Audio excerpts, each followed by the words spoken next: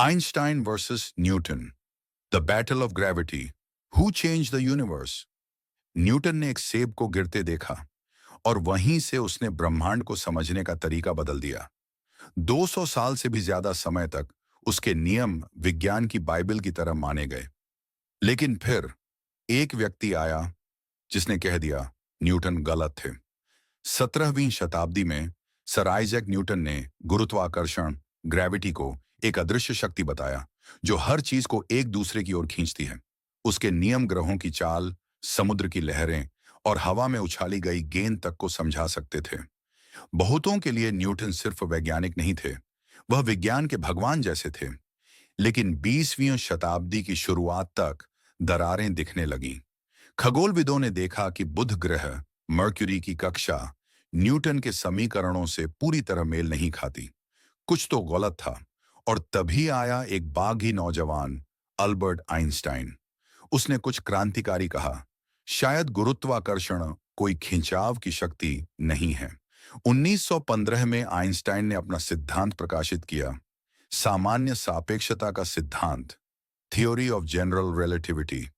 इसमें उसने गुरुत्वाकर्षण को बिल्कुल नए रूप में समझाया। उसने कहा, विशाल पिंड अंतरिक्ष और समय, स्पेस एंड टाइम को ही मोड़ देते हैं।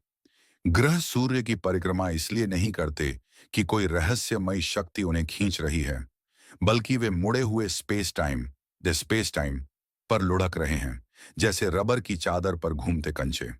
शुरू में दुनिया को शक था, कोई न्यूटन को कैसे गलत साबित कर सकता है। लेकिन 1919 के सूर्य ग्रहण, सोलर इक्लिप्स में वैज्ञानिकों ने आइंस्टाइन की भविष्यवाणी को परखा।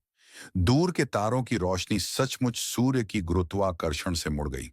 तस्वीरें सबूत थीं। अखबारों ने लिखा, आइंस्टीन का सिद्धांत विजयी। और देखते ही देखते वह वैश्विक सुपरस्टार बन गए और न्यूटन का ताज थोड़ा हिल गया। लेकिन आइंस्टाइन ने न्यूटन को मिटाया नहीं, बल्कि उन्हें और आगे बढ़ाया।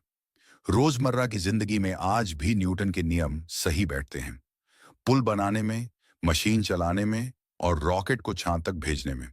लेकिन जब बात चरम परिस्थितियों की हो, ब्लैक होल्स, समय की गति बदलना, टाइम डिलेशन या जीपीएस उपग्रह सैटेलाइट्स में रिलेटिविटी कॉरेक्शंस, तो आइंस्टाइन के सिद्धांत ही काम आते हैं। तो कौन सही था, न्यूटन या आइंस्टाइन? जवाब है दोनों। विज्ञान किसी भगवान या सिंहासन की लड़ाई नहीं है, यह तर्कक्की की यात्रा है। एक दिमाग सीढ़ी बनाता है, दूसरा उस पर चढ़ता है, और शायद एक दिन कोई आइंस्टाइन को भी गलत साबित कर देगा।